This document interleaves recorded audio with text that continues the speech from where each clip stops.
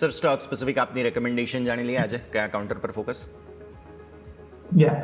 બે કાઉન્ટર પર ફોકસ છે. આઈ થિંક પહેલું તો એસ્ટ્રલ છે.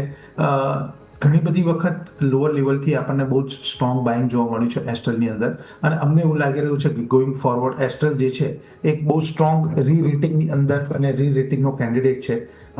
થોડું નીચના લેવલથી ડેફિનેટલી એક બાઇંગ મિસિંગ થઈ રહ્યું છે, પણ જે રીતે પેટર્ન અત્યારે અમને લાગી રહી છે અને જે રીતે ચાર્ટ પેટર્ન વીકલી એસ્પેશિયલી જે ચાર્ટ છે એની પર સ્પોટ થઈ રહ્યું છે, એ રીતે આઈ થિંક 1420 સ્ટોપ લોસથી યસ, જો આપણે એસ્ટરની અંદર ટ્રેડ લેવામાં આવે તો ઉપરની અંદર 1480 અને 1500 ટાર્ગેટ આપણને જોવા મળે.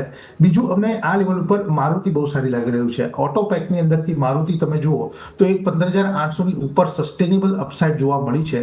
16200 ભાવ છે, તો આઈ થિંક 16200 રૂપિયાએ આપણે મારુતિ લેવું જોઈએ. 15800 સ્ટોપ લોસથી આઈ થિંક 16900 17200 ટાર્ગેટ્સ આવનારા દિવસોમાં જોવા મળે. તો એસ્ટર અને મારુતિ આ લેવલ ઉપર અમને સારા લાગી રહ્યા છે. એસ્ટ્રલ મારુતિ બંને પર નજર રાખવાની રહેશે. 15800 સ્ટોપ લોસ સાથે અહીંયા મારુતિમાં જગ્યા 16900 17200 સુધી બનતી જોવા મળી રહી છે. તો આ બધા જ કાઉન્ટર્સ બેઝિકલી તમે ધ્યાન પર રાખો. અહીંયા એક્શન ભરપૂર રહેતું તમને જોવા મળી શકે તેમ છે, તો આ બધા પર તમારું ફોકસ હોવું જોઈએ.